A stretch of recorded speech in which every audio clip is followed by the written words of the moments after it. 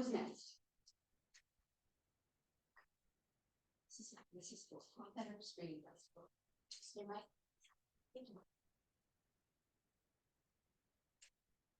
A little shorter than Mimi, sorry. Hey everyone, I am Elizabeth Kirby. I am the LWBOR DEIJ chair and the DEIJ mentor to our youth council.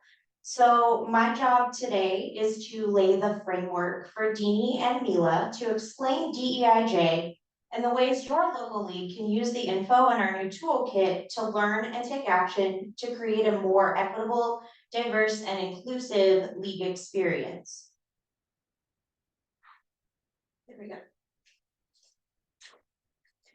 So to establish some shared language and understanding before we begin, DEIJ stands for Diversity, Equity, Inclusion, and Justice. You'll find in-depth definitions for those words and some other common terms on the little half-page handout that should be on everybody's table. The history of DEIJ has its roots in the civil rights movement and was used to create more inclusion in workspaces, particularly for people of color. Today, DEIJ has grown to encompass a variety of intersections or unique identities that come together to form who we are as individuals.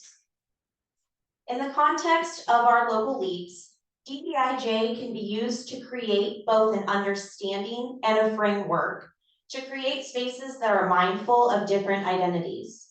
Because when we appreciate, acknowledge, and honor different identities, we create increasingly productive spaces. Now I'm going to hand it over to Deanie to give us some examples of DEIJ in practice and action for our local leagues.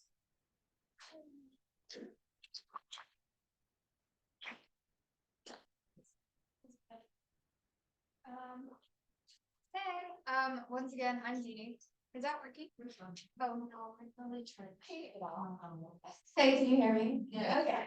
I'm Deanie. I use they, she pronouns. I go to Lewis and Clark College as a first year. Like Elizabeth said, I just wanted to share a little bit about different ways that leagues can use DEIJ in practice. And so things that are important to me are just creating inclusive spaces for specifically LGBTQ and BIPOC students. And so one way to do that is including pronouns on name tags, ensuring that voting registration tables have representation of different identities. So ensuring that your voting lists have people of color or people who represent a different identity than what we particularly see in voting registration booths.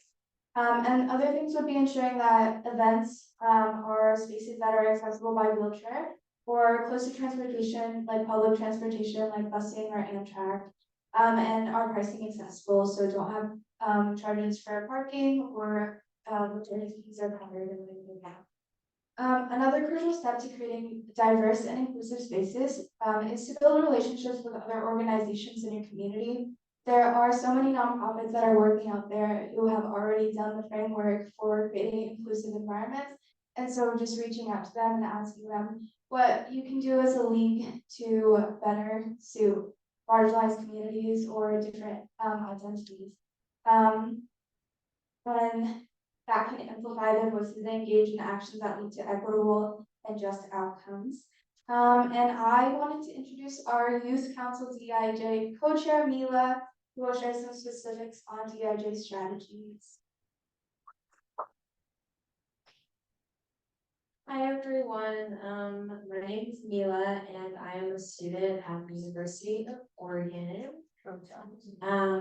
So something the DEIJ toolkit can provide a framework to get started is, how to be welcoming to young voters without making them feel alienated. Through DEIJ, I've learned how crucial it is to, first engage in active listening, which means genuinely, hearing and listening to young voters, their concerns, their needs, and their ideas. It's important to create spaces where they feel comfortable expressing themselves, when having an open dialogue. Having diverse representation and ensuring ours and possibly, your organization reflects the diversity of the young voter population.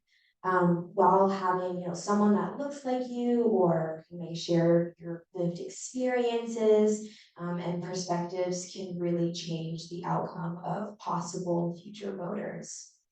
I feel one thing we do extremely well within the youth council is how we use language and tone, being mindful of our words and, how you choose to execute them so that we can avoid, any feeling of dismissiveness.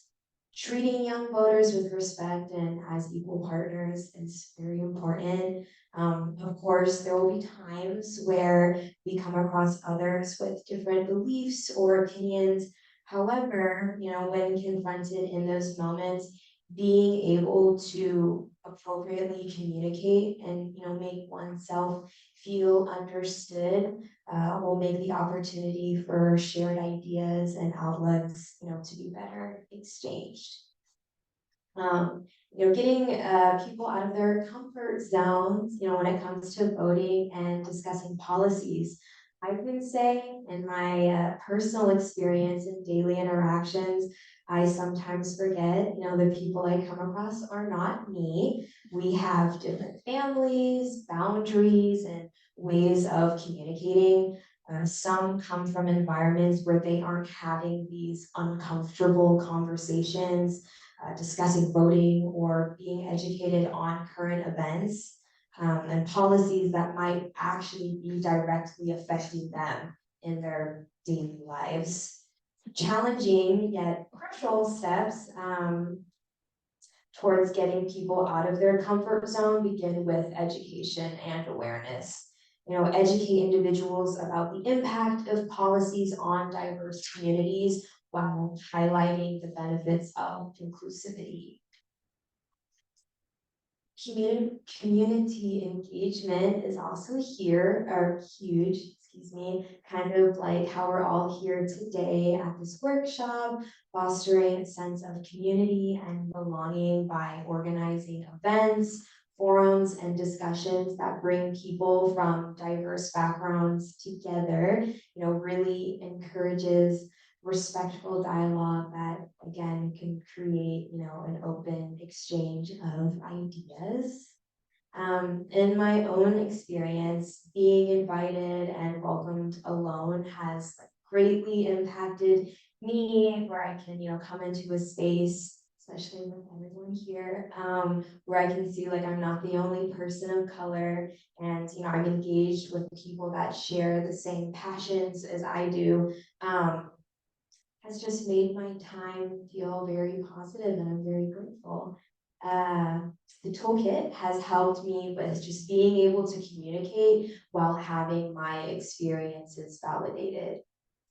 Yeah, and lastly, just to mention, I've learned for myself, and I think it's incredibly important to share that, it's not always the responsibility of people within marginalized communities to bear the weight of, the change that's going on all around us. As a community and as allies, your job is not only to support, but to guide others as leaders and as teachers. So yeah, thank you.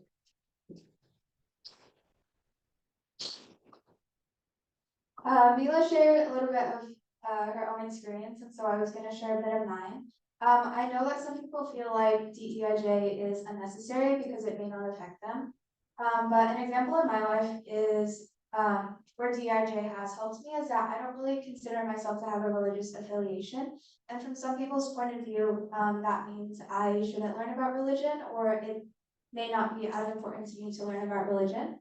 But because of Western society and like our societal involvement of religion, I still go out of my way to learn about it, especially in like diverse settings with people who have many different religions. Because I have friends, classmates, and teachers who are religiously affiliated, and when I know more about it, I can have a deeper connection with them. And DEIJ works the same. So although you may not fit in the identities that tend to be covered by DEIJ toolkits or conversation, it still impacts you because these help our friends, coworkers, and future relationships that you may come across. Like Mila was saying, we are people of color, and in spaces like this, we normally don't see ourselves represented.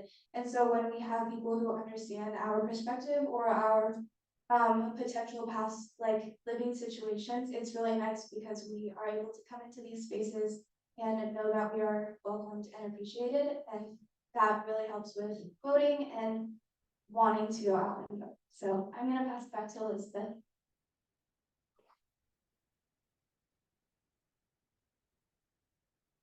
Thank you so much to both Mila and Deanie for sharing your experiences with us. It is so important for all of us to remember that DEIJ is a journey that pairs self-education and self-reflection with action. We share in the responsibility of seeking knowledge and listening when those who come from different lived experiences speak. We invite you all to explore our toolkit and start or continue your DEIJ journey.